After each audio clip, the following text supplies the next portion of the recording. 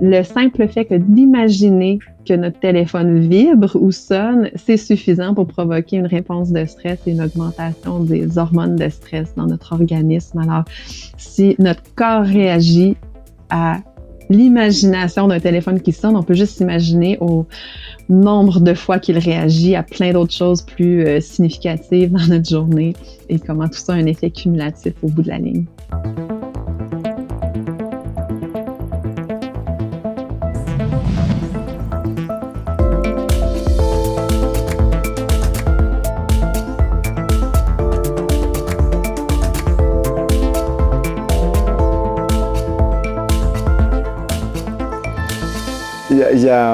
Dans ce que tu dis, en fait, il y a quelque chose qui rejoint un petit peu l'échange que j'avais eu justement avec Serge Marquis, qui m'avait conseillé de solliciter cette interview avec toi.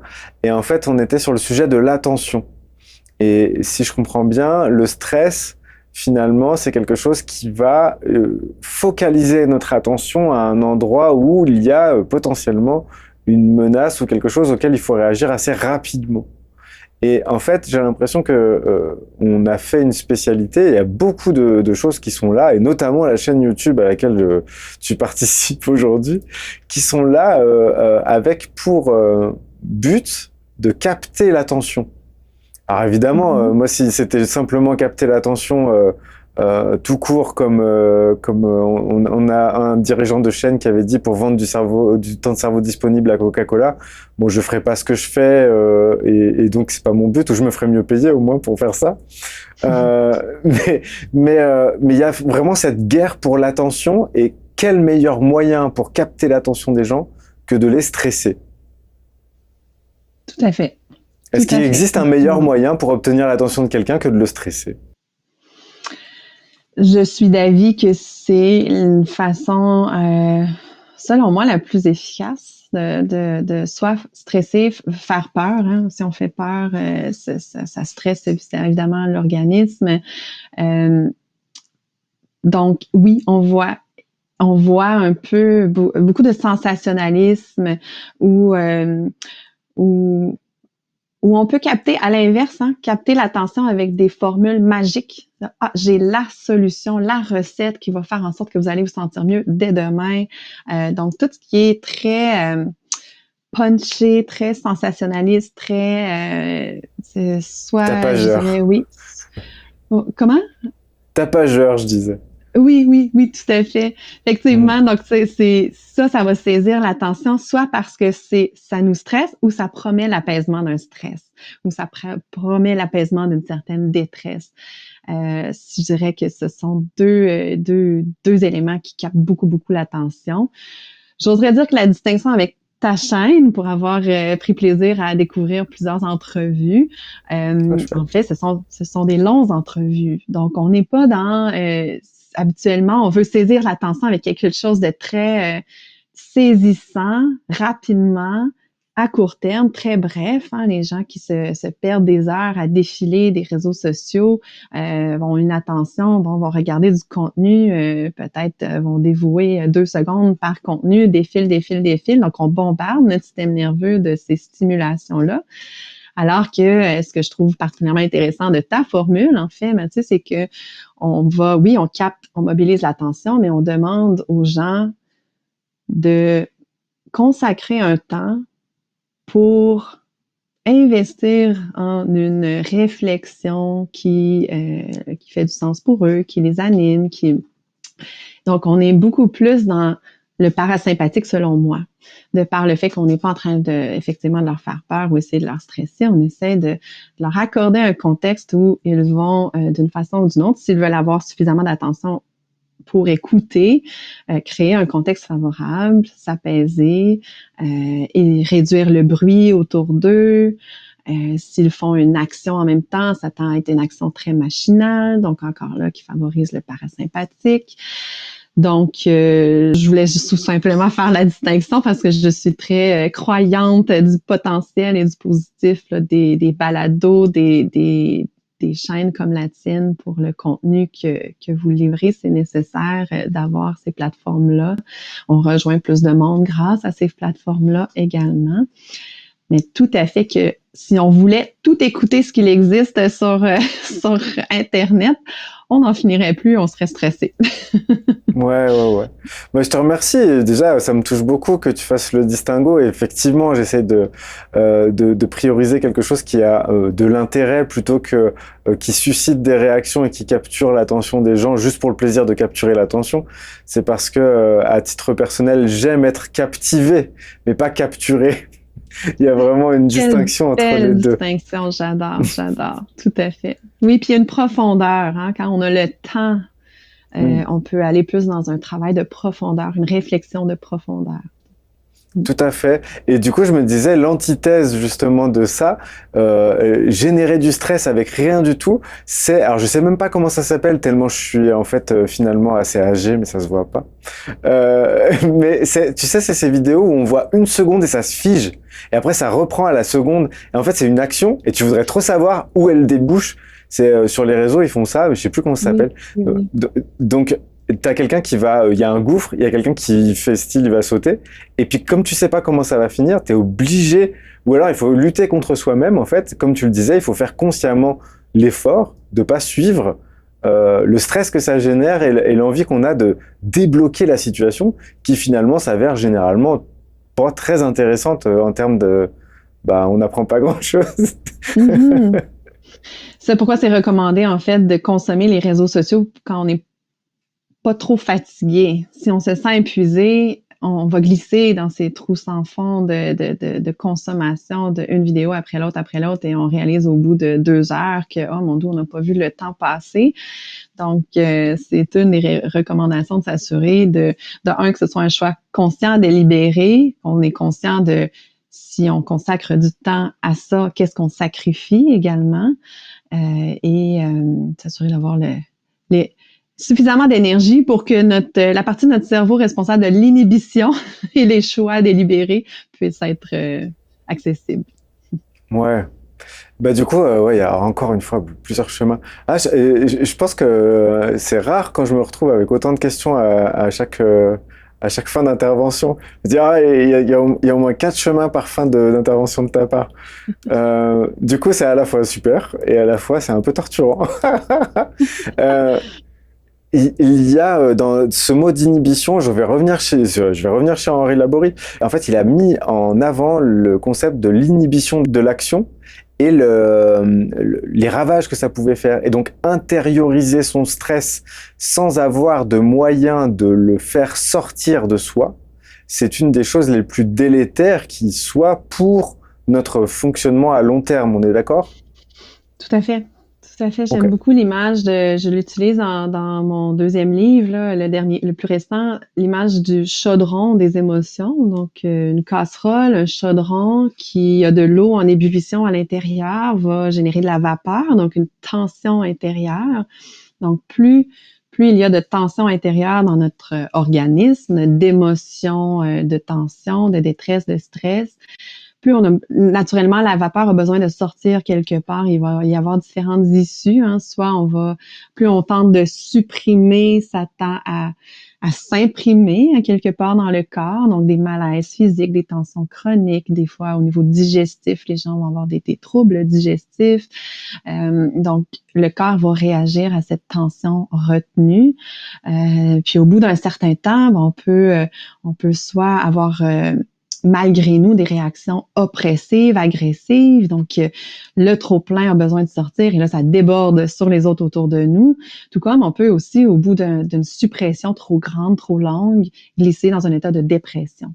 Donc, c'est comme un trop-plein de tension aussi intérieure qui peut mener vers une humeur dépressive, une certaine forme d'impuissance. Donc, on cherche en fait à ce qu'il y ait de l'expression saine de ces émotions, de ce stress-là, que ce soit par l'activité physique, justement, ce qu'on canalise le surplus de tension, que ce soit par toute action qui est nourrissant, qui nous entre dans un état l'état de flow là, qu'on entend comme étant un état de fonctionnement optimal, qui est très nourrissant. On peut, dans l'expression, dans la communication aussi, en parler avec un intervenant, avec quelqu'un proche de nous. Donc, ça peut aider également. Donc, il y a tout plein de façons de faire sortir cette tension-là, de canaliser ce trop-plein. Donc, je suis tout à fait d'avis. Donc, un grand détour pour dire que je suis d'avis avec cette observation. Je te remercie pour ce détour. Alors, il y a, parce qu'il faut qu'on y vienne au bout d'un moment, justement, à titre personnel, toi qui connais le stress théoriquement et pratiquement, puisque tu es une humaine, hein, comme nous tous, donc du coup, tu l'expérimentes et en même temps, tu as des connaissances dessus que peu de gens ont. Comment gères-tu ton propre stress? Est-ce que tes nombreuses connaissances te permettent une maîtrise de ton rapport au stress ou est-ce que tu tentes d'approcher cette maîtrise? Maîtrise, non. Je ne sais pas s'il y a un humain qui peut parvenir à maîtriser 100% du temps son stress. On parle de les influences externes et internes qui contribuent au stress. Donc, les sources de stress sont multiples. On n'en viendra pas à bout de maîtriser ce stress-là, même si on s'exilait au fond des bois, on aurait sans doute d'autres sources de stress et de menaces. Donc, oui, de me tourner vers, oui, c'est un intérêt personnel, évidemment, à découvrir ce qui allait m'aider au fil de ma propre vie à apaiser cette suractivation-là. J'ai plusieurs façons de voir, en fait, la gestion du stress. La première étant de façon très préventive, de voir justement est-ce que au niveau de notre mode de vie, de notre style de vie, il y a des modifications qu'on peut faire pour réduire cette surcharge de source de stress-là. Donc, de voir est-ce qu'on peut modifier, que ce soit notre horaire de travail, que ce soit est-ce qu'on répond bien à nos besoins de base, sommeil, alimentation, par exemple, activité physique, relations humaines. Donc, est-ce qu'on a suffisamment je donne une autre métaphore que j'utilise beaucoup, mais je parle beaucoup d'un compte de banque de vitalité. Donc, au quotidien, on parle de ces sources de stress. On peut les imaginer comme étant des prélèvements bancaires, donc qui viennent sortir de l'argent de notre compte de banque. Dans ce cas-ci, ce serait un compte de banque de vitalité, de motivation, de toutes nos ressources personnelles qui nous aident à bien fonctionner. Il y a tellement de prélèvements dans une journée qu'on peut rapidement entrer en déficit. Donc, c'est de se questionner, est-ce qu'on fait suffisamment de dépôts dans notre journée? Et comment est-ce que dans tout ce qui est accessible, parce qu'il n'y aura pas de recette qui va fonctionner pour tout le monde, mais il existe une panoplie de stratégies, lesquelles nous parlent le plus, lesquelles sont les plus efficaces, lesquelles est-ce qu'on préfère tout simplement aussi, parce que même si on essaie, je sais pas, il y a des gens qui me disent la méditation, oui, ça marche, ça me permet au bout de peut-être 20-30 minutes d'avoir un certain apaisement, mais j'aime pas ça. C'est correct. Peut-être qu'il y a autre chose. Ma porte d'entrée, donc je suis quelqu'un de très kinesthésique, ma porte d'entrée vers la pleine conscience, la méditation, ça a été le yoga. Donc, je passais par le corps et en bougeant le corps, en déliant les tensions du corps, éventuellement, je ressentais un apaisement mental. Donc, le mouvement, pour moi, est central. Si je peux, j'essaye à tous les jours de bouger d'une façon ou d'une autre. Bon, pas toujours possible ou facile, mais on peut être créatif et créer des occasions.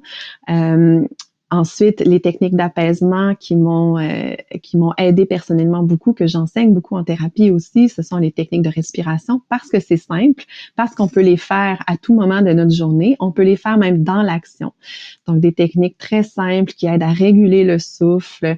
On entend beaucoup parler de la cohérence cardiaque. Donc, un exemple de ça serait d'inspirer en 5 secondes, d'expirer en 5 secondes. On fait ça pendant 5 minutes environ.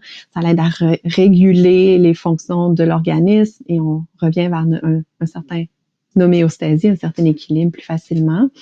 Mais il y a tout plein de techniques qui existent. J'en présente une panoplie dans mon livre Calme mon cœur du chaos. Il y en a sur ma chaîne YouTube aussi, Calme mon cœur du chaos pour les curieux, qui est aussi sur Spotify. Ensuite, il y a toutes sortes de techniques de relaxation, de conscience corporelle, conscience conscience aussi en fait, par nos 5 sens. Donc, on parle plus de pleine conscience qui aide beaucoup. Ce que j'aime beaucoup ces temps-ci faire personnellement, c'est découvrir, réaliser lorsque mon esprit est ailleurs et juste m'accorder une petite pause consciente. Qu'est-ce qui est en train de se produire dans ma vie en ce moment? Et est-ce que je peux y être connectée pleinement? Et tout ça, de un, rend l'expérience qu'on vit beaucoup plus savoureuse, pleine de sens. On l'imprègne aussi beaucoup plus facilement dans notre mémoire. Et j'ai l'impression pour moi que ça ralentit le temps. Donc ça, c'est une technique que j'adore faire. De même que le soir, en me couchant, un petit rituel que j'aime faire, c'est revisionner ma journée du début jusqu'à la fin, regoûter un petit peu les moments cocasses, légers, agréables.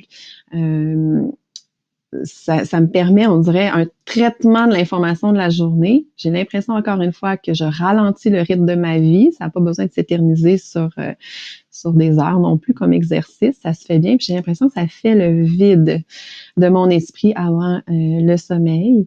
Donc ça, c'est une autre technique que j'aime beaucoup. Il y en a qui font une version un peu simplifiée de ça avec le bilan des gratitudes, qui fonctionne très bien aussi. Donc, au lieu de revisiter toute la journée, ben, prendre au moins le temps de nommer 3 gratitudes par rapport à la journée.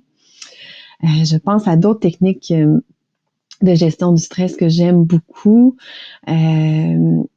L'hypnose. L'hypnose est pour moi une révélation que j'ai découvert il y a une douzaine d'années maintenant et que je trouve puissante pour l'apaisement du système nerveux. Ça crée un contexte très favorable à justement cette transition vers le parasympathique. On goûte à l'état d'apaisement. C'est comme si le système nerveux se rappelle c'est quoi d'être apaisé et il y a un effet qui est typiquement durable dans le temps aussi. Donc, pour les gens qui sont curieux, j'ai quelques séances d'hypnose guidée sur ma chaîne aussi, mais il y en existe plein, là. Si vous n'êtes pas fervent de mon accent québécois, là, il y en existe beaucoup en Europe, des audios d'hypnose de bonne qualité. Donc, rapidement comme ça, c'est ce qui me vient à l'esprit, mais je serais curieuse de savoir, Mathieu, toi, tes stratégies de gestion du stress, est-ce que tu aimerais en partager quelques-unes? Alors, je vais répondre à ta question, mais déjà j'ai eu plein d'images moi, il y a plein d'images qui me viennent quand les gens parlent, et là notamment, je t'ai vu au centre du cyclone, tu sais, l'œil du cyclone en position de yoga, en train de faire ta séance au centre du cyclone, en tournant très lentement, alors que tout le reste est en train de tourbillonner. Je Juste pense le que nom c'est de la ta page chaîne. couverture de Calme au cœur du chaos. Ok, ça marche. Bon, bah très bien. Bah, tu vois, j'avais pas eu la chance de le voir, mais finalement, si. Et il y a cette image-là qui m'est venue, et puis le fait de redigérer ta journée, ça m'a fait penser, tu sais, les vaches, elles ont plusieurs Oui. estomacs. Il y avait cette image-là qui m'est venue aussi pendant que tu me parlais. Et je me disais, d'abord, tu as commencé par quelque chose qui me paraît essentiel. En fait, c'est comme si moi, je recevais à la fois une invitation de ta part à me responsabiliser vis-à-vis du fait de conscientiser ce que je fais, en fait, pour prendre soin de cette homéostasie, de cet aller-retour entre deux systèmes, en fait, le système parasympathique et le système sympathique, si j'ai bien retenu la leçon, ça va? Tu m'invitais en fait d'une certaine façon, ou tu nous invitais, moi et les gens qui regardent cette vidéo, à prendre en main la responsabilité de ça, conscientiser finalement. Et puis en même temps, le fait de dire, mais de toute façon, le stress, c'est pas quelque chose dont on doit venir à bout. Donc il peut y avoir beaucoup de stress lié au fait qu'il y en a encore aussi. Et de se dire, mais qu'est-ce que je fais mal les choses puisqu'il y en a encore? Non, c'est logique. Et donc, je pense que c'est hyper important de le préciser, ça, parce qu'on a tendance peut-être à l'oublier, alors que quand on y pense, c'est simple. Mais quand on l'oublie, ça peut travailler comme si c'était pas normal qu'il y en ait malgré tout. Alors qu'en fait, c'est inhérent à notre statut d'humain incarné sur cette planète pour l'instant. Donc, je trouve Il y ça en aura hyper chouette. toujours. Et même le moment où on aura trouvé la recette idéale pour ne pas avoir de stress, des paramètres dans notre vie vont changer et faire en sorte que cette recette devra être modifiée. Donc, oui, soyons indulgents et compatissants envers soi. C'est tout à fait normal. Donc, on essaye le plus possible de mettre les chances de notre côté, faire des dépôts dans notre compte de banque de ressources pour mieux naviguer, composer avec ce stress. Ouais. Et donc, je te remercie pour tous ces apports. Et puis, pour répondre à ta question, alors, bah, il y a quelques petits trucs qui me viennent, notamment écouter des entretiens longs. C'est pour ça qu'en fait, ça m'est venu de faire ça à ma sauce avec les invités que j'avais envie de recevoir sur les sujets que j'avais envie d'aborder si jamais ils acceptaient mes invitations. Et du coup, parce que je sais que moi, ça participe de moments qui sont ressourçants pour moi. Quand j'écoute des personnes qui m'inspirent, pouvoir prendre le temps de développer leurs propos, ça me fait vraiment du bien, ça me nourrit dans quelque chose qui me rend calme en fait. Donc ça fait du bien. Et sinon, j'ai une petite pensée pour un système que j'ai mis en place, qui est ni plus ni moins que de la stratégie sur un besoin euh, une sorte de méditation que j'ai concoctée pour moi-même avec mes données de départ. En fait, au départ, je fais de la musique depuis longtemps, mais j'ai toujours joué avec des gens qui jouaient beaucoup mieux que moi de leur instrument.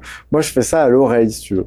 Ce qui fait que j'ai une exigence qui est aussi propre à la façon dont je suis un petit peu fabriqué à l'intérieur, une exigence très forte.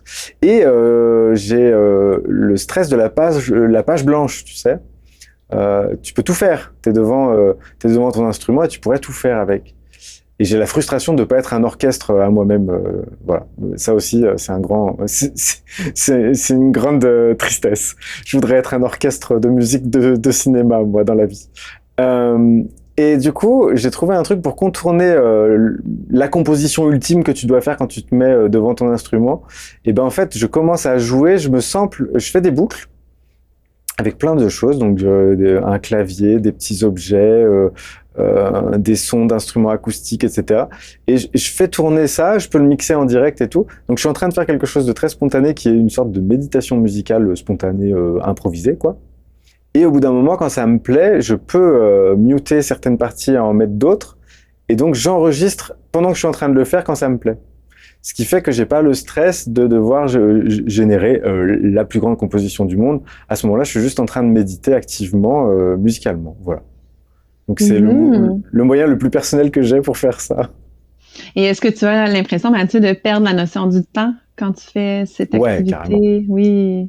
Tout à Donc, tu fait. entres dans cet état de fonctionnement optimal, le flow, l'état très nourrissant, effectivement. Donc, une bonne, un très bel exemple effectivement, méditation dans l'action, en quelque sorte, ou d'activité qui peut être à la fois productive, hein, parce que tu avances un projet, mais nourrissante en même temps. Un Ouais. travail en profondeur, un travail. Bah, disons que ça s'est bricolé petit à petit et que c'est vrai que ça fait des moments qui sont suspendus et qui me font vraiment du bien et où oui, je peux me rendre compte que ça fait 2 heures et demie, 3 heures que j'ai pas Mhm. l'impression du tout. Donc je suis dans mon truc, je suis bien. Voilà. Génial, merci. Et donc, il faut savoir que si j'y pense, je mettrai un petit lien qui mène à quelques-unes des productions que j'ai faites sous cette vidéo. De même que, évidemment, là pour le coup, c'est sûr, je mettrai le lien qui va à ta chaîne et à ce que tu citais tout à l'heure comme étant des méditations guidées, d'une certaine façon, si j'ai bien compris. Mhm, mhm. D'accord. Voilà, donc vous aurez accès à ça et à tout le travail d'Isabelle, bien entendu. Alors on arrive à la fin de cette première partie. J'ai une tonne de questions qui me restent, mais je suis obligé de passer à la deuxième partie au bout d'un moment. Du coup, j'ai envie déjà de te remercier pour tout ce qui s'est passé jusqu'à maintenant, te dire que je suis ravi qu'on soit croisés et qu'on ait eu cet échange-là jusqu'à maintenant. Est-ce que tu aurais quelque chose qui te paraît essentiel sur le sujet du stress en général, et non pas l'aspect qu'on va développer juste après, qui est plutôt lié à la parentalité? Est-ce que tu aurais quelque chose que tu souhaiterais ajouter qui te paraît essentiel et que tu n'as pas dit jusqu'à maintenant? J'insisterai à nouveau sur l'idée d'indulgence envers soi, pour normaliser le stress, les réponses de stress. Et je ferai le pont avec les excellentes entrevues que tu as eues avec Serge Marquis pour parler de l'importance justement de la conscience, de la présence attentive. Euh, on peut si facilement glisser dans un pilote automatique et arriver à se sentir déconnecté de ce qui est réellement important pour nous. Alors, développer la conscience, cultiver l'intention plusieurs fois par jour, de ramener la conscience à ce qu'on vit, que ce soit aussi en se posant tout simplement 3 questions très simples. Comment est-ce que je me sens? Quels sont mes besoins? Et qu'est-ce que je peux faire pour répondre à ces besoins-là dans l'immédiat ou à court terme? qui vont faire des dépôts dans ce fameux compte de banque. Donc, des petits inventaires express de connexion à soi, conscience de soi. Ça va grandement aider. Donc, je dirais que c'est l'étape prioritaire si on veut travailler sur son stress, d'être conscient de son stress dans les fluctuations de la journée, d'être conscient de ses besoins, de ses limites et de mettre en priorité ces investissements-là envers notre bien-être et en mettre en priorité les conditions, la création de conditions pour que notre organisme puisse maintenir son homéostasie, parce que ça se fera pas sur le pilote automatique, malheureusement, et ça se fera pas avec l'interférence de notre tête, de notre mental qui veut donc pousser, continuer de pousser, surpasser les limites, même quand on se sent là, vraiment au bout. Donc, ce serait mon mot de la fin. Je te remercie beaucoup, Isabelle. Je donne rendez-vous à toutes les curieuses et tous les curieux qui voudraient suivre la suite de cet échange qui va avoir pour sujet le stress lié à la parentalité. À tout à l'heure pour cela. Et puis, je vais laisser la main à Gaëtan qui va venir te partager ce qu'il a retenu de cette partie de notre échange. Donc, je te dis à tout à l'heure. Merci, Mathieu.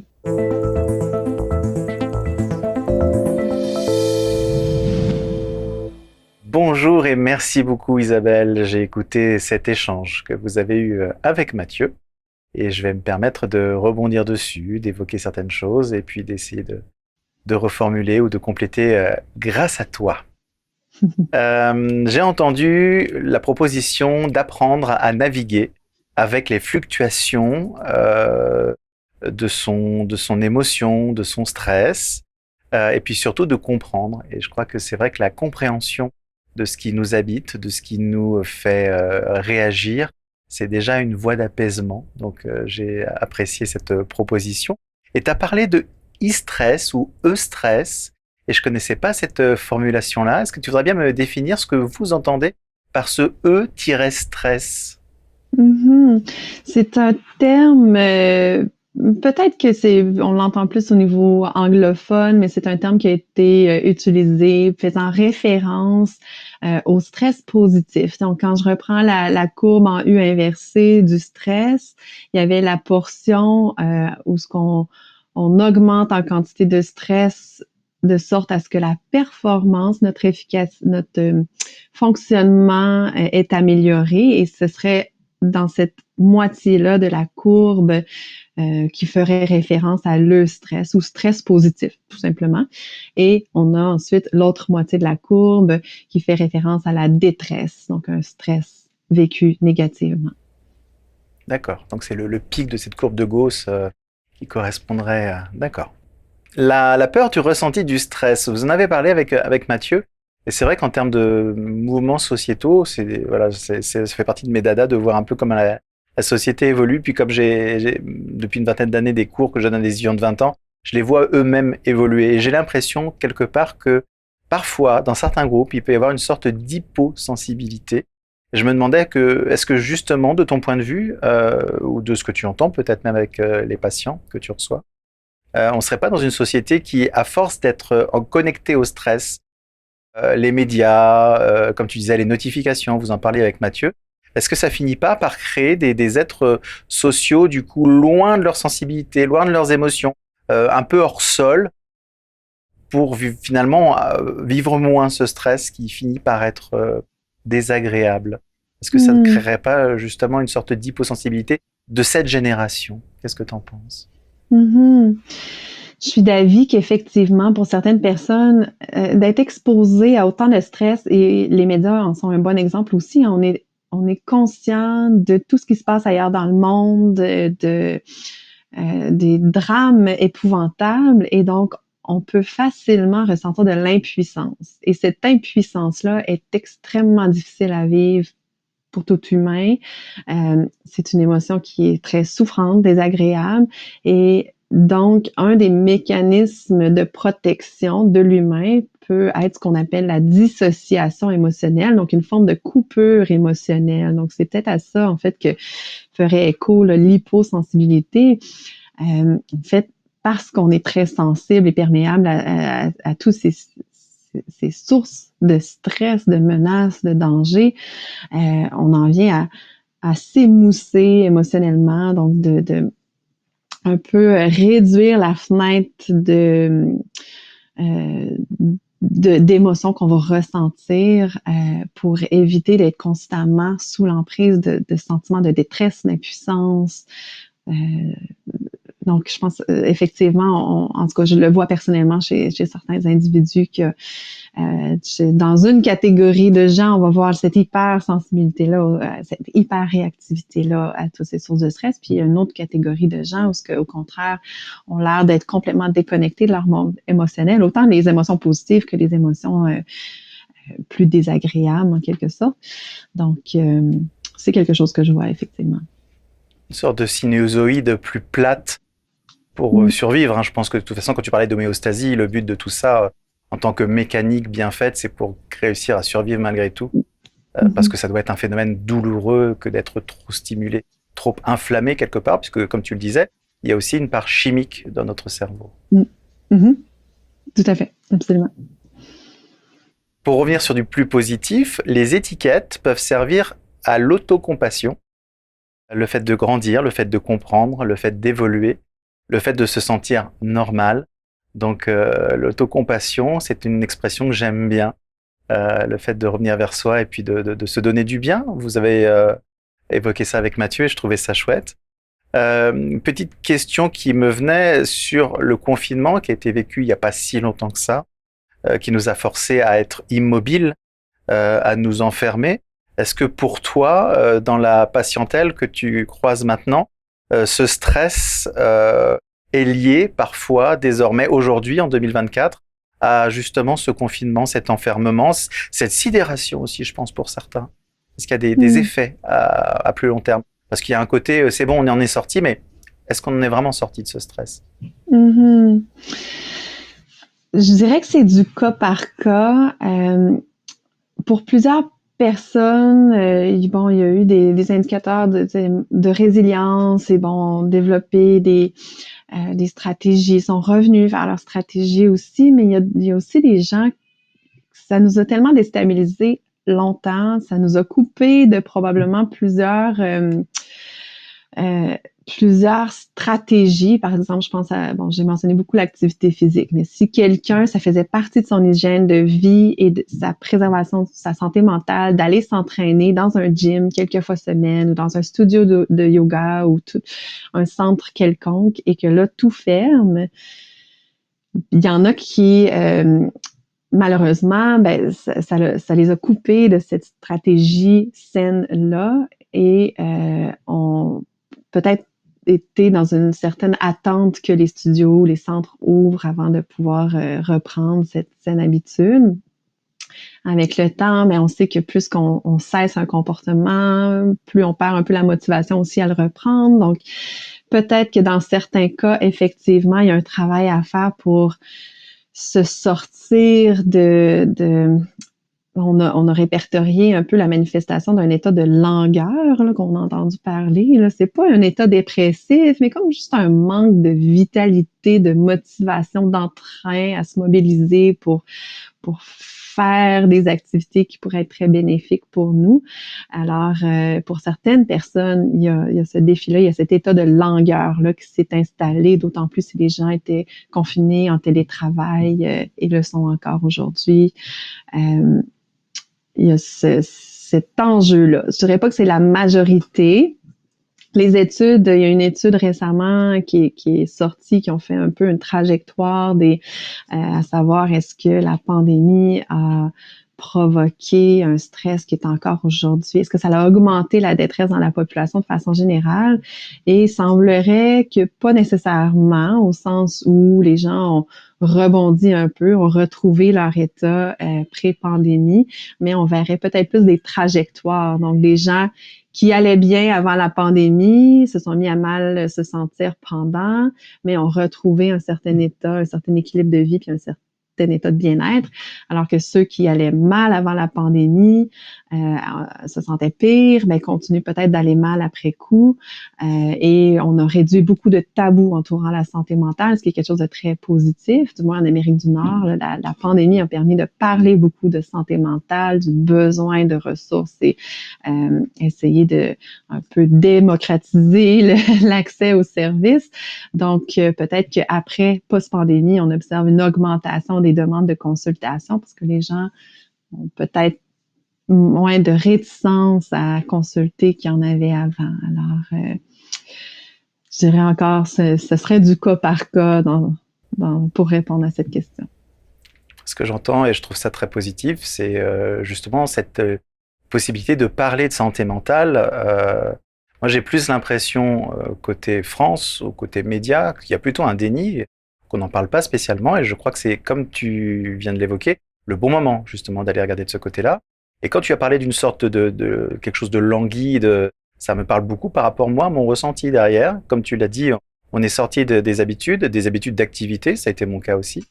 Et l'air de rien, bah, il y a une sorte de... Puis on a appris à attendre, quelque part, puisqu'on ne savait pas quand ça allait s'arrêter.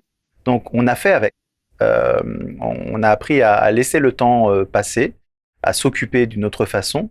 Et je pense que, pour une part, je suis encore dans cette énergie-là, avec d'autres habitudes qui se sont installées. Et Netflix a explosé au passage.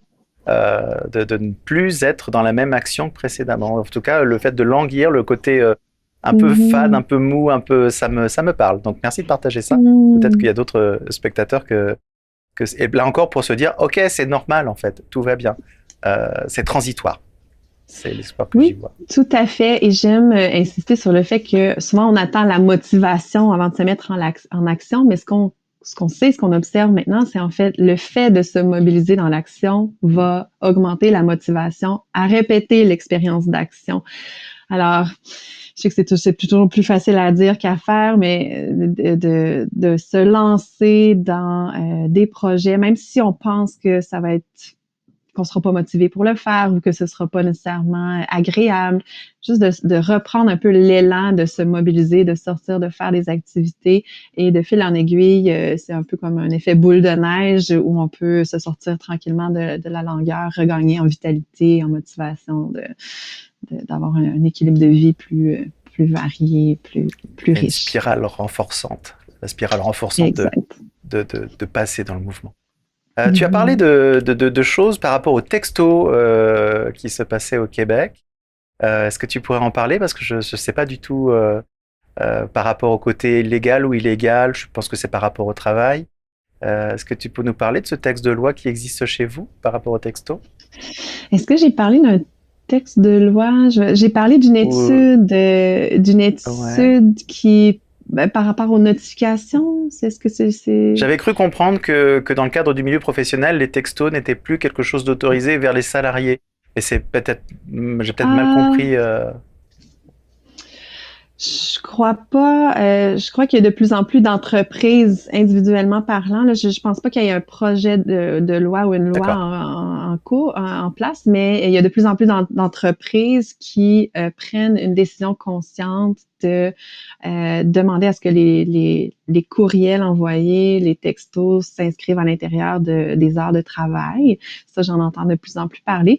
Mais ce à quoi je pense que je faisais référence, c'est une étude qui est sortie récemment qui a démontré que le fait d'entendre notre téléphone sonner augmente le taux de cortisol dans notre sang. Donc, c'est une source de stress. Notre corps réagit avec une réponse de stress. Et même seulement un petit ding, une petite notification, c'est suffisant. Mais encore pire, parce que j'en ai pas parlé, mais c'est intéressant si on aborde le sujet, le simple fait que d'imaginer que notre téléphone vibre ou sonne, c'est suffisant pour provoquer une réponse de stress et une augmentation des hormones de stress dans notre organisme. Alors, si notre corps réagit à l'imagination d'un téléphone qui sonne, on peut juste s'imaginer au nombre de fois qu'il réagit à plein d'autres choses plus significatives dans notre journée et comment tout ça a un effet cumulatif au bout de la ligne. Je crois que j'ai déjà entendu plusieurs fois des gens dire « j'ai eu l'impression que mon téléphone vibrait dans ma poche ». Je pense que ça m'est arrivé aussi. Donc, quand tu dis parfois, voilà, on peut avoir l'impression qu'il vibre alors que c'est pas le cas. C'est parlant et je te confie que moi, mon téléphone il est tout le temps en silencieux depuis pas mal de mois maintenant. Comme ça, au moins, j'ai réglé le problème de j'ai l'impression que je sais que c'est pas possible parce qu'en fait, il est en silencieux. Fantastique, je le C'est une recommande à tout le monde. façon. Ah ouais, c'est une façon voilà, prendre un peu le large par rapport à ça. Et de toute façon, maintenant, avec les notifications qui restent présentes sur l'écran, si je regarde au bout de 20 minutes, j'aurai quand même l'information. Puis je me dis, si c'est important, la personne peut laisser un message et elle peut être rappelée après. Et sur le côté, on est difficilement dans le maintenant, je trouve. Et c'est un vrai travail d'essayer de se reconnecter. Je dis pas que j'y suis, hein, mais c'est un vrai travail de mettre de côté un certain nombre de stimuli. Et c'est devenu une vraie conscience à prendre par rapport à ça. Mm-hmm. Tu as évoqué tout passe, tout change à un moment donné avec Mathieu tout à l'heure. Donc l'impermanence finalement de la vie, ce qui peut proposer du stress à nos corps, à notre tête. Et j'ai même l'impression qu'au niveau éducation, le fait de les injonctions de ne pas se tromper, de bien choisir, avoir cette impression de construire, ça va générer de nouveau une opposition par rapport à l'impermanence de la vie. Et est-ce que tu aurais un truc pour accepter plus facilement cette impermanence et que ce stress ne soit plus aussi présent dans nos cerveaux? Est-ce que tu as trouvé une solution toi-même peut-être? Une proposition? J'aime beaucoup la thérapie d'acceptation et d'engagement qui nous enseigne la capacité à, on va parler de diffusion cognitive. Donc, on a une pensée, en fait, on a des milliers de pensées tous les jours et ça consiste à tout simplement reconnaître la présence de cette pensée-là, mais de lui accorder une place moins centrale, donc d'éviter de l'envenimer,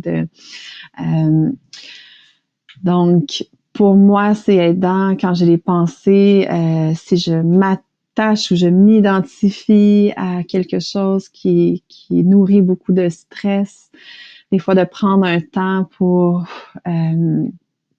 défusionner et me concentrer sur toutes les autres choses qui composent mon expérience du moment présent aussi. Donc, l'exercice du et que j'appelle. Donc, oui, il y a cette pensée et il y a ce que je vois dehors présentement. Il y a toi que je vois dans l'écran. Il y a les sons que j'entends de mes enfants qui s'agitent en haut. Il y a des fois de défusionner, de prendre ce recul. Ça peut être aidant et c'est quelque chose qui s'entraîne aussi. Donc, de pratiquer de par des techniques de pleine conscience, de méditation aussi, guidées peuvent aider à entraîner cette faculté.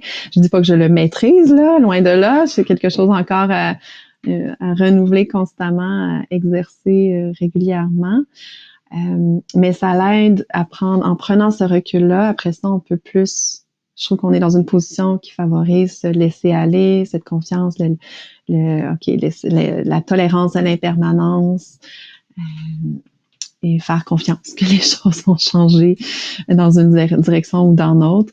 J'aime aussi me rappeler que les exemples du passé ou dans des moments que j'ai trouvé très difficiles, comment est-ce que j'ai réussi à les traverser et quelle en était l'issue. Et souvent de renouer avec les issues que je n'aurais jamais pu prédire, qui se sont peut-être même avérées positifs d'une façon ou d'une autre, ou que j'ai pu en ressortir grandi d'une façon ou d'une autre, ou que ça puisse, mes expériences puissent m'aider à en aider d'autres. Donc ça aussi, c'est quelque chose qui m'aide personnellement. Je sens en toi une confiance dans la vie. Est-ce que je dis une bêtise?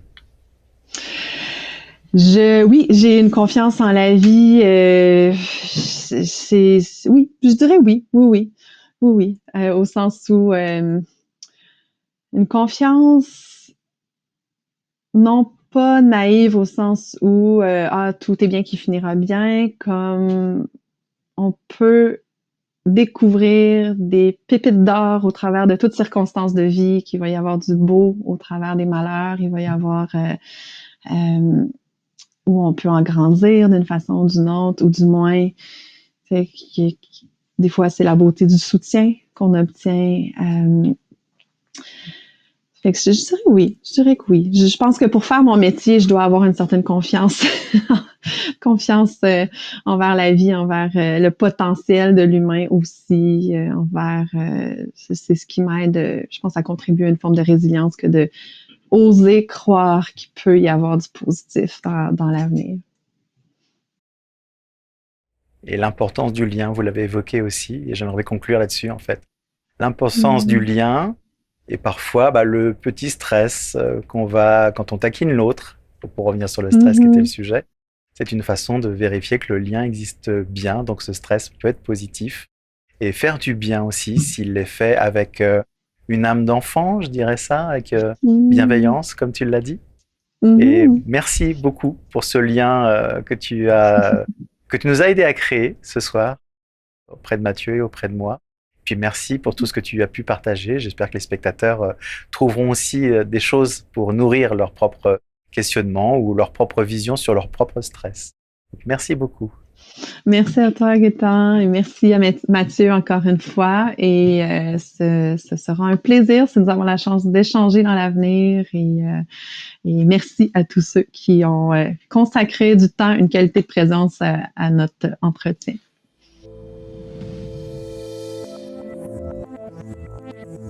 Merci beaucoup Isabelle pour ta confiance, pour cet échange sincère, fluide. On a parlé de flow, c'était riche, c'était humain, c'était spontané, c'était frais, ça m'a fait du bien. Merci, voilà, tout simplement. Merci à toi Mathieu, ça m'a fait grandement du bien, à moi aussi. Trop chouette. Les liens pour accéder à ton travail sont disponibles sous cette vidéo. On y retrouvera également les ouvrages que tu as cités et peut-être la musique que je fais de temps en temps quand je fais des méditations actives. En tout cas, il y aura plein de choses dans la description que tu pourras consulter. J'aimerais également remercier Gaëtan pour son aide précieuse, son soutien indéfectible et son esprit de synthèse. Et enfin, merci à toi d'avoir regardé cette vidéo. N'hésite pas à réagir dans les commentaires, à t'abonner bien entendu, et n'oublie pas, la curiosité est un joli défaut. Salut!